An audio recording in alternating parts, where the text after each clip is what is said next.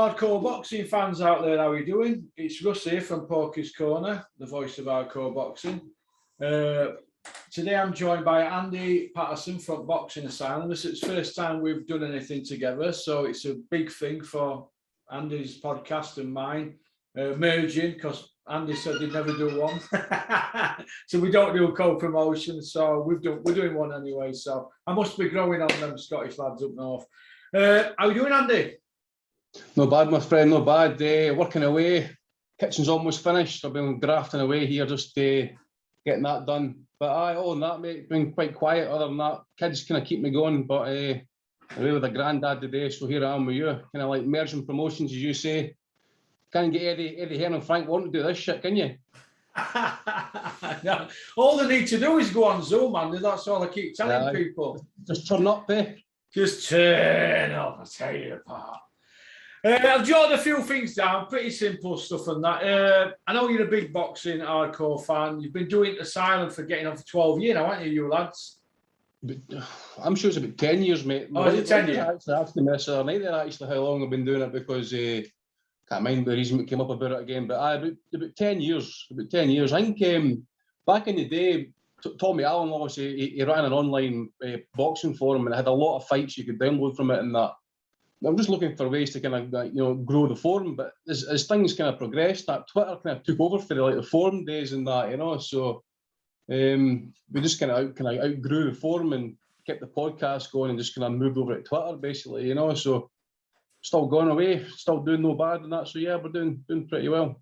Yeah, you're pushing for this. As good as you with your fucking reviews and stuff that you're getting. Yeah, we've been going 3.5 years, nearly 4 years now. Putting effort in. It's an hard slog, isn't it? A lot of people start it and they don't seem to stick at it because it's you don't get paid for it. It's time consuming, isn't it? Yeah. See, that's one of the things we get in that sometimes. When people moan about people who's on the panel, for example. Yeah. At the end of the day, you got to turn up, as you say, every week to do your bit, and some people just can't make it every week. They've got family, they've got work. Circumstances are different, so we just can't pick and choose who we want and who's popular and who's not popular at the end of the day. If you want a free podcast, you just need to take who turns up. Yeah. It's not as glamorous as people make out, is it? The YouTube world, is it? No. Absolutely not. Going back to the archives, to when you were a little nipper, obviously I've seen some stuff that video you did with your dad. Your dad's a big, massive boxing fan, isn't it? So you would have watched fights with your dad as a kid. Which is the one farthest backhanded that you do remember watching with your dad? With my dad, it's usually my granddad was really the biggest influence on me on boxing. My granddad was a coal miner. My dad was a coal miner as well. But my granddad was the one who kind of grew up during the war. Back in them days, you had the National Cold War Championships, so you had at its peak, 650 odd guys fighting in coalfields up and down the breadth of the country, and the winners would eventually get to the kind of finals and stuff. So I had my granddad kind of tell me stories and that, about guys locally and, guys like Ali, for example, and that. But the earliest memory that I can possibly recall was the night that Bruno lost, who was it? It was Witherspoon. Must have been 5 or 6.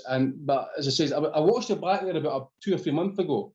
And I remember some of the footage, kind of pre-fight footage that came up on ITV at the time and that. But the fight didn't really kind of tug with me. But other than that, Nigel Benn, I remember him knocking out a big lanky German guy back in about 87, 88. He kind of rolled underneath with a left hook and knocked the guy out. Brilliant left hook. And then obviously guys like Pat Clinton and Paul Weir, wee guys up here in that end. And I remember Scottish boxing was struggling back in them days. My dad's not been a big boxing fan since what happened with Drew Docherty and Jim Murray. The death in the ring there. And he's never he was there at night, and he's never really been back or really interested in boxing ever since. And that's going back to about the mid-90s at least. He'll ask me questions and stuff about what's happening or who's the top man these days, and that by and large, Ross, he's done with the sport, And what's the best fight you've ever seen, Andy? Live on TV or live in an arena? Live on TV, I would probably need to go with Ben McClellan. One of my favourite fights. Unfortunate about the ending, obviously, in that. Live, I would probably need to go with Kessler Calzaghe down in Wales. That was a fantastic, just a whole weekend. That was actually, but a good 60, 70,000 in the stadium that night. I was in there for a full fight week and that. But it was just, I'm a big fan of the Welsh national anthem for some reason. And when I heard them kind of singing it just before the fight and that, it kind of got me going a wee bit and that. So yeah, it was good times. The night Burns beat Martinez, really good night. He won the world title, or one of the version of the world title at least. And the Kelvin Hall is a really good place for, like, say, for a box. It's probably kind of like the York Hall, basically. They're basically on top of the kind of ring, stands on each side, and that really good atmosphere and that. So it was a big upset, that one actually as well, because not many people gave Burns a chance to win that fight, and he was sensational that night. Took the fight to the guy who was expected to knock him out and that. So fair play to Burns that night. Yeah, he freeweight world champion Ricky Burns. A lot of people forget that, don't they? Well, depends what you want to call free weight. I mean, in the day, some of the belts are suspect. I think the one he won at 140 was against the Italian. I think it was the Rocco or something. It was one of those regular fake belts and stuff. Look, the belt that he won at super feather was legit, and the belt that he won at lightweight was a vacant belt that Marquez vacated after he beat Casillas, I think it was, but then Burns beat Casillas in the next fight down in London. I've done it that one actually as well. I would say that was kind of a legit belt, but Ricky was really pushing at 130 at least for that unification fight with the African guy. What's his name? I think it was Fana. His name was. It was going to be for the ring belt, and it just never happened. And in the end, they moved weight. I think really as well as the brother mandatory got called at 130. And if you've seen Ricky sometimes trying to make weight, he had the sweatsuit on for weeks on end trying to make weight. So yeah, just in the end, I think it just became too hard for him. Yeah. Boxing at this moment in time, we've got the two heavyweight champions of the world, which is like a new one for British boxing, isn't it? Can't seem to get him in ring. Have you any idea what's going on, Andy? What's your take on it? Ross, to be honest, mate, I know your side of the sport is more kind of like the business side and that, and it's the business side that I absolutely detest and hate. And I know it's a big part of the sport and that, or a big part of the business, but I think there's a portion of blame for everybody. Hearn, Fury, Joshua, maybe Joshua to a lesser extent and stuff, because at the end of the day, Hearn's doing all the talking for him basically, and probably to a point Bob Armin that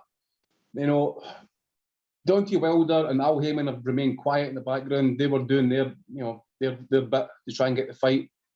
The second that fight wasn't going to come off, Alexander Usyk's lawyer issued paperwork to the WBO wanting his shot within 24 hours. That fight falling apart. So in the end, I think Eddie's come out and said, for example, that it's here, it's there, it's 2 weeks away, it's 10 days away, and that. Look, you didn't have an agreement in place, so why run about announcing a fight that's not even signed, sealed, or delivered yet? Yeah. And at some point, I remember last October at the earliest anyway, that Frank Warren come out and says, look, there is a clause in the contract that we might have to have that third fight. Whatever legal advice Bob Arum has, and Bob Arum's a lawyer, he's Harvard educated, so I'm not going to say or tell Bob Arum any different. I'm not legally qualified in that, but you would think, Bob would have had a good idea as to how this was going to go. Contract's a contract, mate. You know what? And if you're legally obliged to give that guy, a contract and a fight, you give him the fight. If he's not willing to step aside, he isn't going to take any money. Same with Usyk wanted his shot as well, and he wasn't willing to step aside. What can you do? This is probably the biggest part of the sport that I hate. That you get all these belts, you've got all the sanctioning bodies, and there's all politics in play. There's power moves in the background with the promoters, the managers, other fighters trying to kind of get in the trough and that as well. They're all wanting the payday. I just think when you get to this level, talk about the money involved here. There's always going to be, you're talking about a $400 million fight. Yeah. That's going to take 2 weeks to sort out. That takes months and months and months of negotiations and lawyers and all that sort of stuff. But disappointing. But I'm at the point where Ross, with the sport, I actually hope one of them loses, because all this pissing about And waltzing back and forward, and that reminds me of Pacquiao Mayweather. Yeah, it's just Crawford Spence to a kind of lesser degree. And that, you know, these are big fights. Yeah. You know, we want these guys fighting in their prime. We didn't want, for example, Eddie's talking about trying to make Brook against Khan. That fight's 5 years too late, you know. So who wants to see that? Especially washed fighters now who can't take shots anymore. You want to see guys when they're in physical prime or close to it, go at it. But as I say, who's to blame? There's a big portion of blame to go around for everybody. Says Eddie for his announcements, Fury for, you know, basically, you know, pissing about the kind of Wilder situation, maybe try to kind of like no gear in the fight, so to speak. Aram confident apparently that the fight didn't need to happen, and then arbitration come in and says, look, you need to give him this fight. $20 million wasn't going to be enough for him to step aside. So that's what it is, mate. We just got to kind of get up and go on with it. But I gave what Rob Kelly says, and that how many chances do you want to give Wilder to knock you out? You know, and Usyk's no an easy fight for anybody. I get people saying, look, Joshua can knock him out. Of course he could, but say he doesn't. Say he doesn't, and Usyk's quite a slow starter, so I think he's going to have trouble winning the fight on the cards. But he's a southpaw. He moves. You know, Joshua hates movers, and if he's struggling to kind of land clean on him, it just takes one shot, mate. That's all it's going to take. We might just get an upset, and it might be Wilder against Usyk at some point for the undisputed title. Who knows? But the situation's fucked, mate. And to be honest with you, I'm at a point in life nowadays that I'm past giving this shit. You know, I remember when Wilder and Povetkin fell apart, I had a fucking meltdown, you know, because it was like, you know, Wilder's first legit test. It wasn't for happening. So I'm like, you know, fuck it, man, because it's just the business. The greedy side of the sport always gets the fans riled up, and we end up, it's like politics, you know, we get, everybody gets what nobody wants, you know, we get the fights that nobody wants. We didn't get Crawler against Flanagan, for example, you know, that type of thing. So it's just, you know, mate, it's just what it is, man. I just can't be bothered with the politics anymore. The business side of the sport just kills my interest there. The Povetkin Wilder fight, that was a good fight then, wasn't it? Do you remember? Yeah. It was. Obviously that was it was a legit test for Wilder at that point, you know. But and plus he was willing to travel for it. He was going into Russia to try and take the fight on, but Povetkin's test positive for whatever it was at that time, and you know, it's probably not his first time he's been dabbling with that stuff. And that same with the rest of the sport, and that I dare say there's a good segment of sport if they're not using it for performance enhancing, and then they're using it for basic recovery, you know. What where do you see Dylan White in all this now then with heavyweight division, Andy? I don't know, mate. I really don't know. I mean, the belts are tied up. You don't know what's going to happen with, you know, the winner of Usyk Joshua, for example, with their WBO, the WBA and IBF mandatories and that. I mean, Joe Joyce, for example, I'm assuming he'll be waiting for another year. So it'll be interesting to see how they pull it. I think, look, at this point, if you're talking about other guys that, I think at this point, White's done more than enough now to get a shot at a belt. You could go on about the fact that he's had chances in the past, you know, the Pulev fight, the purse bids that he's pulled out in the past, and that. I remember there was a chance to fight Fury, maybe went to a purse bid that he rejected it or whatever. Problems of his own making, and then obviously he got knocked out. He had a drug issue, and he's had to come back from that as well. So, and obviously, you know, it's just so he's just basically, and he's like Joe Joyce. He's in the wings waiting. Does he want to kind of keep busy? Maybe risk his position. I don't know. It's up to him really. I don't know how he's going to play it, to be honest with you. But it just says the heavyweight division, to me at this point, is probably one of the most shit divisions in the sport, as I say, because you don't get the top guys fighting. The talent coming up behind is quite lacking. I mean, there's not many people I would say would give Fury a run for his money outside of Joshua and Wilder, possibly Usyk maybe Joyce to a certain point. But the top guys, especially doing that WBA rankings and that, it's pretty awful. It's pretty awful. So that's for Dillian White. Again, he keeps busy or he sits on the fence, waits for his opportunity, and maybe tries and forces it legally. Who knows? Yeah. Dylan White's been done twice for doping. There's still a question mark over the second time. Do you feel that if he gets busted again, he'll be kicked out of the sport, or do you feel that he'll just be... He's just got a bit of power because he's got money and it'll be swept away? Well, I think at the end of the day, he's got the right team involved. You know, that, I forget the name. Is it Morgan Sports Lawyers? I think it is. They kind of specialise all the kind of legal stuff for the drug cases and that. It was. What can you say? I mean, they used the example of, I think it was, he was putting steroids into his dog's food or something. He was like, you know, he was trying to mix it in, and this is how it's got into his system. Look, I don't know. I don't take steroids. I don't take. You know, I had a cousin who took steroids and that, and unfortunately had a heart attack in, you know, later years and stuff. So, you know, I don't know much about it. But it's a good example, or a good excuse, shall we say, for, you know, for trying to get away with it. Never thought of that one before. It was like that female boxer, remember, who they did a failed drug test. Yeah, so apparently they gave a guy fellatio and swallowed his manhood and that, and then she popped positive.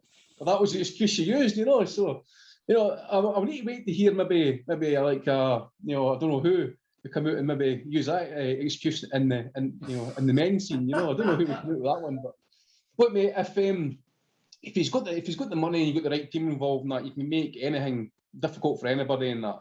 I think UCAD's really kind of public funded, I think, in that as well. So really, not enough gets done, really, to be honest. And again, unless you're in a kind of 24/7, 365 type program, which even then's probably still got its flaws and that, because I think they only get tested at the time when the fights actually kind of gets made or gets signed. Yeah.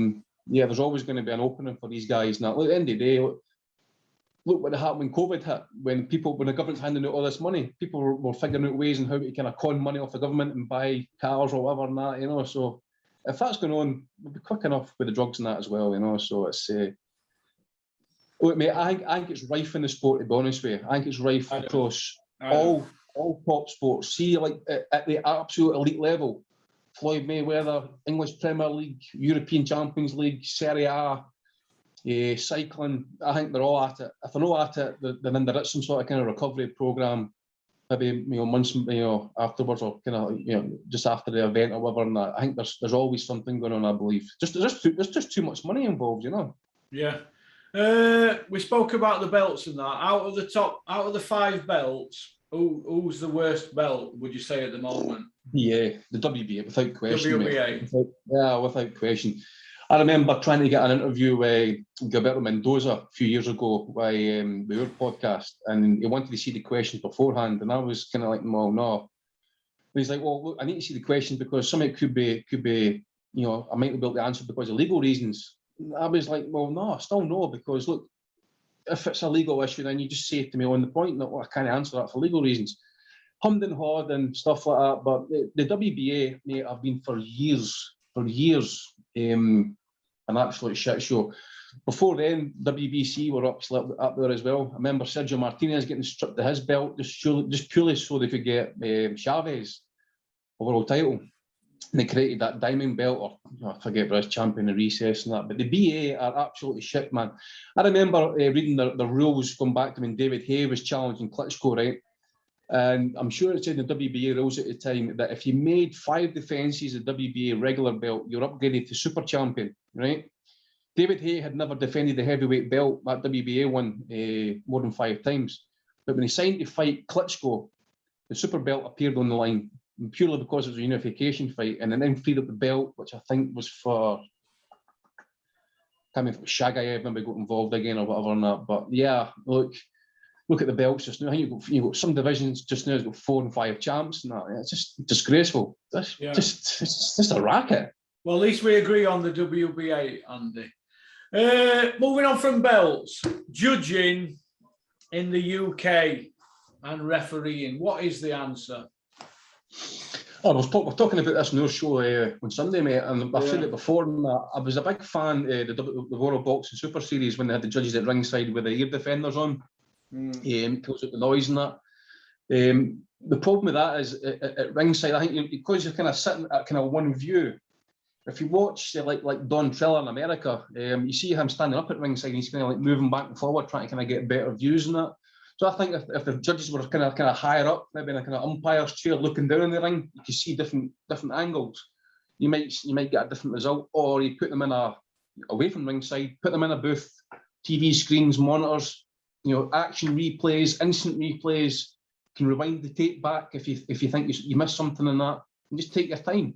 Yeah. But as it is at the minute, in that, you've got a situation where judges, I think, anyway, still in the top cars in America, when they make they're scoring it in the round, and they've got to basically give it straight away. They're handing the marker and that straight away within 10 seconds, the round ending, so they've got to quickly mark it up.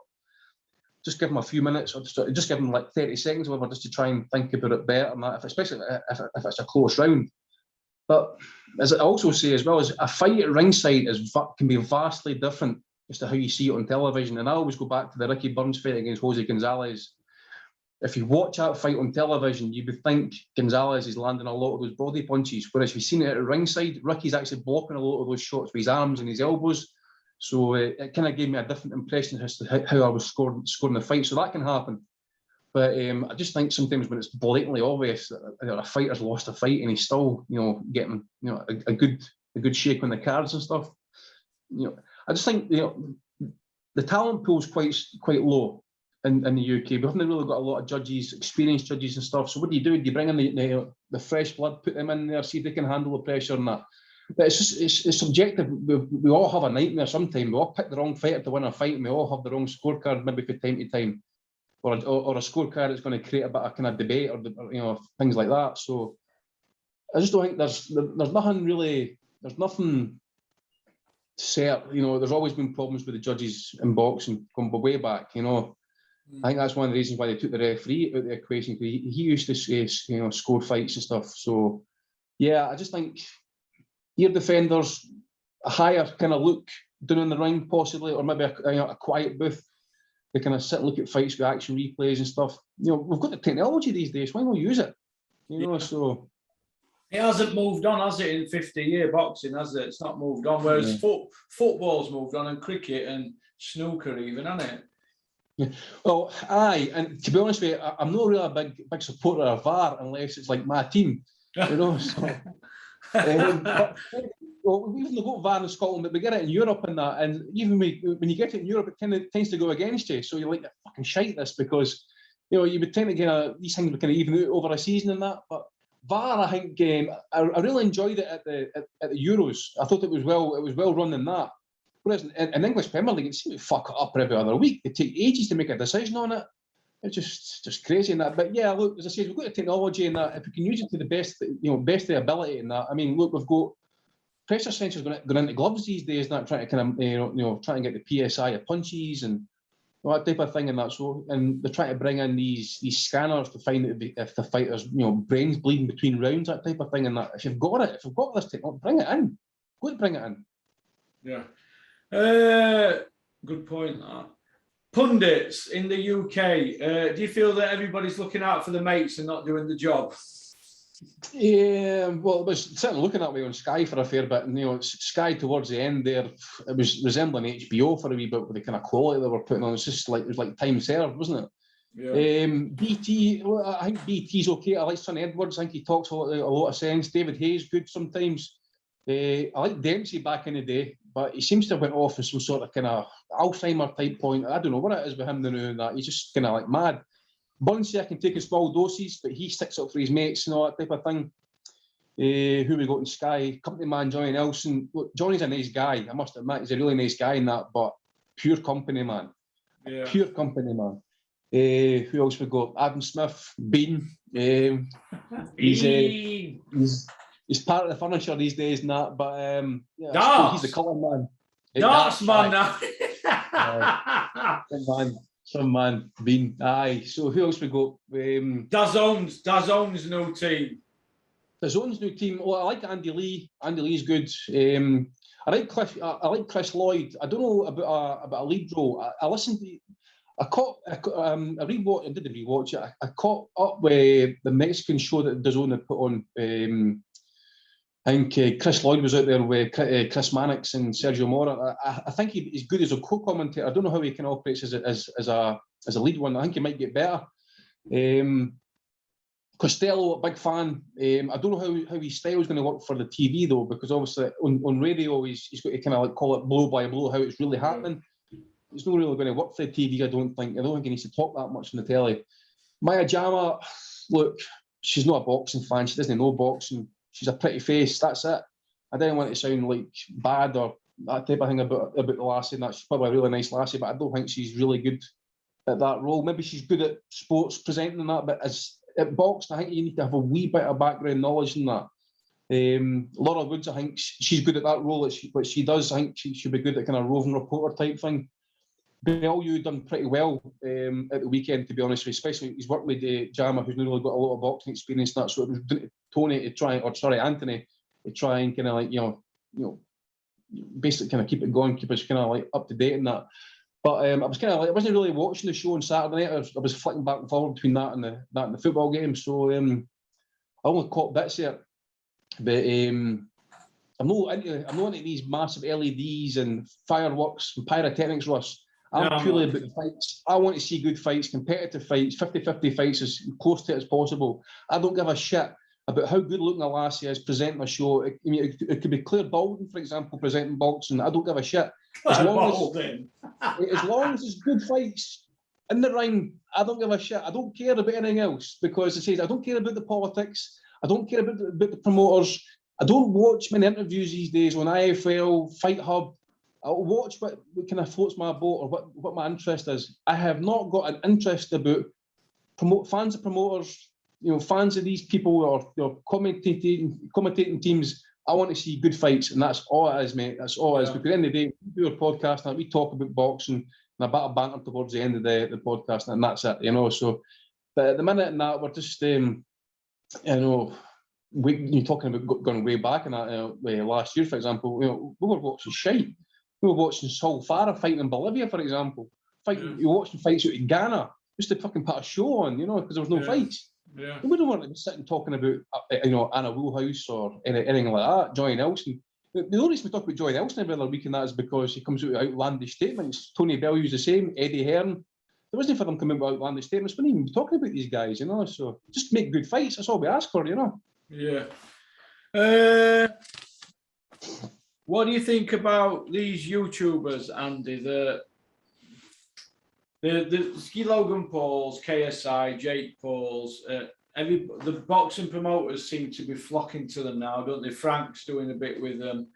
Aaron, Eddie Earn's worked with them. Sauerlands are looking to do something with him. Where does it end? It doesn't end, mate. It's going to end. Look, the only time it's going to end is if we see someone badly injured on the floor. Yeah. I think that's what's going to happen. I mean, we'll leave Oscar coming back, for example. I mean, at least Oscar was a professional fighter. At least he's kind of like, muscle memory to a point. These guys, look, fair play to look. It's not easy getting in the ring. And it is. Look, you go in the ring for 3 minutes, just like punching pads, for example, and that is kind of hard.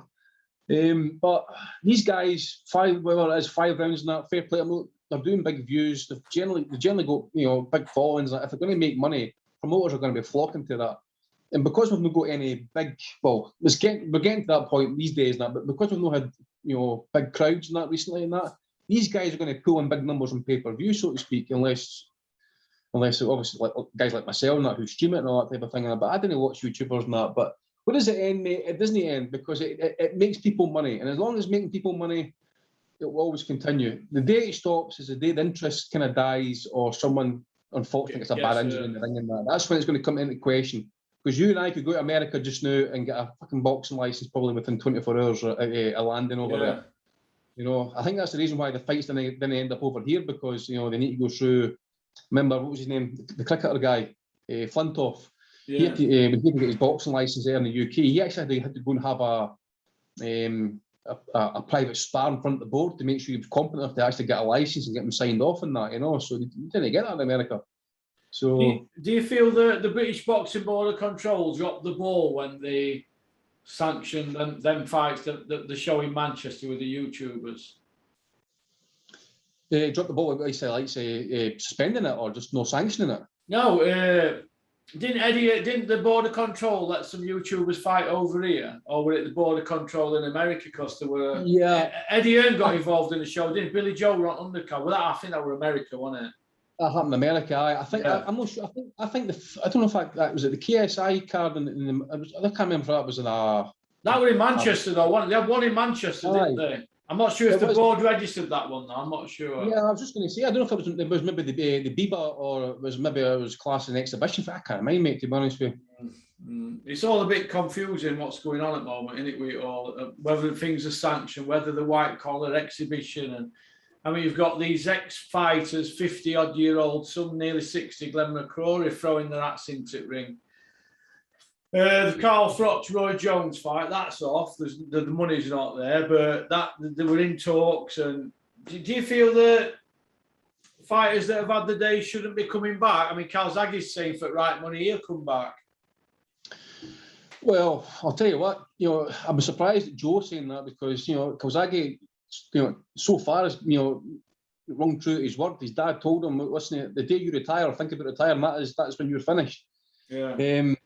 Look, Froch in his day, man, he was a hard bastard. Yeah. But you got to kind of, it's not so much learning, but Froch took a lot of punches. You don't know if he's still got the same resistance. Okay, Roy Jones isn't Roy Jones anymore than that, but he's still a qualified fighter, Look, if the money's there for these guys now, whatever it is, maybe it's ego, and maybe it's no money, maybe it's just purely ego. Maybe it's just they want their bit in the spotlight again. If they miss the crowd, maybe it's just no cash. It's just that drug. You go to a big football game, for example. It's a big game. The crowd are up for it, and you just get caught up in it. You're like, let's go. I remember being at Froch Booty, for example. I'm not a big Froch fan, never was. Yeah. But that night I was doing in Nottingham for that fight, and the night, that fifth round when he started kicking fuck at Booty, man, I was going mental. I was like Bellew at ringside. I was going crazy, man. It was great. Because he came in there, demolition man, do the job, and he did it properly, and that you got to respect that. Air on arms that night, wasn't it, Andy, when he came out to that song? I was myself talking about it there, It was a good night. It was a good night. Yeah. It's been a pleasure. I'm going to just ask you before you go, how's your mate Tommy Allen doing? Is he all right? He's doing fine, mate. For what I understand, he's been quite busy with the work and that. He's not on social much these days, and obviously he's got his wee lassie to think about these days and that as well. But Tommy's Tommy. He'll always be about I think that. I seen him in a car park having a tear up on YouTube. I tell you what, man. See if I was ever called to break him up in a fight, I'd be like, "Fuck you, mate. Go in, sort it out yourself. I ain't getting involved." Honestly, I'll tell you a funny story just before I go. Right, we were doing it in Manchester for Quick Frampton. And I was hungover like you would not believe, man. I was like dying to get home. And we're at Manchester Airport, and it's not like up here, like, the airports are quite tight with the drugs and, testing your bags and that for like whatever and that. And Tommy's dad, Tommy's bad for losing his phone or his passport and stuff. So Tommy's dad keeps all of that stuff, right? And Tommy's annoying his dad in the security line like this, just constantly talking to him. So Tommy's dad just gets his passport and fucking fires across fucking passport control. So Tommy couldn't get through. He's fucking raging. I thought he was going to punch fucking his dad in front of the boss and everything. The guys are about with MP5s and that. I was like, oh, fuck's sake, Tommy, calm down, mate.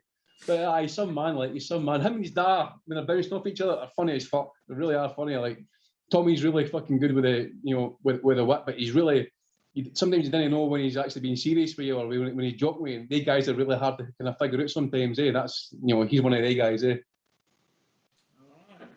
No problem. Well, listen, thanks for coming on, Andy. Hope you have a great day. Nice to speak to you. You're looking well. Thanks a lot. Look at this. Fucking same amount of hair. You got a bit of sun. Caught a bit of sun. Aye. The same amount of hair as you, though, mate. Yeah, grade none. Well, listen, it's been a pleasure, and I'll get this sent off to the tech guy. Put an intro and an ending on it, and it'll be out tomorrow. All right. No problem. Thank you very much, Andy. Take care. Cheers, Cheers, mate. Bye. See you, mate. Bye.